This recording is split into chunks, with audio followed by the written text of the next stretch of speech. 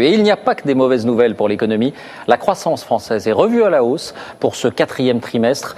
La Banque de France table sur 0,5%, embellie confirmée implicitement par l'OCDE qui estime dans sa dernière étude que les perspectives de croissance continuent à s'améliorer dans notre pays. En attendant, une profession est en plein essor. On les appelle les chasseurs de dettes. Il s'agit des sociétés de recouvrement.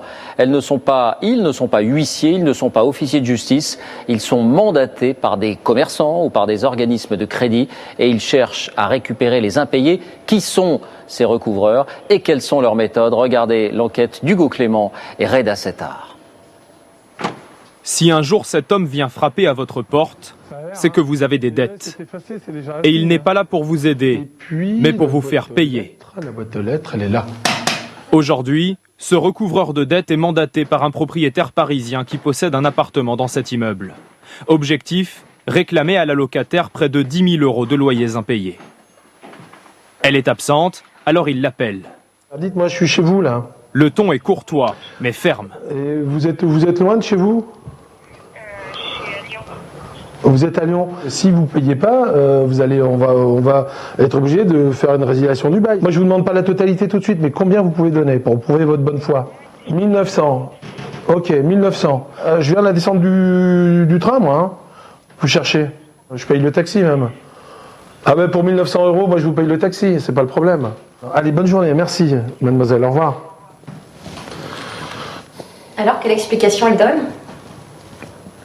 Elle noie le poisson, quoi. L'explication, c'est que elle n'a pas d'argent, le Pôle emploi va lui donner peut-être 1500 ou 1900 €, qu'elle est capable de nous donner en totalité, j'y crois pas une seconde, quoi. Pascal Abel n'est pas huissier et n'a donc pas le droit de saisir l'argent. Son seul atout, la persuasion. Ne jamais lâcher le débiteur. Ça sonne. Et son meilleur outil, c'est le téléphone. On attendait une réaction de votre part, puisque vous disiez que vous ne vouliez pas payer parce qu'il y avait un litige technique. Or, on n'a rien reçu. Donc je pense que c'est de la pure mauvaise foi. On vous a envoyé la mise en demeure, on n'en restera pas là, hein, je vous le garantis. Le recouvrement amiable, c'est du bluff, enfin, quelque part. Hein. On vend l'idée à quelqu'un qui n'a pas envie de le faire, de payer. Une affaire parfaitement légale et qui marche. Depuis janvier dernier, il revendique 550 nouveaux clients. Et parmi eux, beaucoup de petits entrepreneurs, pour qui le moindre défaut de paiement peut être fatal. Ce professionnel d'Internet a passé 1 mois à fabriquer un site pour une entreprise qui refuse de le payer. La conséquence, c'est que j'ai un trou de 5 200 € dans ma trésorerie, avec l'impossibilité de payer, on va dire, en temps et en heure mes propriétaires, mes banquiers, etc. Et donc une charge de travail 2 fois supérieure pour essayer de rattraper le manque à gagner. C'est de plus en plus dur de récupérer les dettes. C'est de moins en moins facile.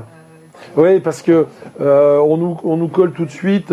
Ouais, c'est la crise, je peux pas payer parce qu'on m'a pas payé. Pour récupérer l'argent, jusqu'où les recouvreurs de dettes sont-ils prêts à aller?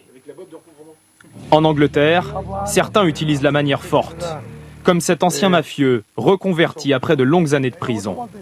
Sa méthode, menacer physiquement ceux qui doivent de l'argent.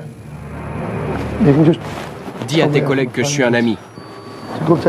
T'as dit que tu réglerais, t'as dit que tu paierais, et tu ne l'as pas fait. Il faut qu'on trouve un accord aujourd'hui. Ce qui doit être payé doit être payé. Sinon je dégage.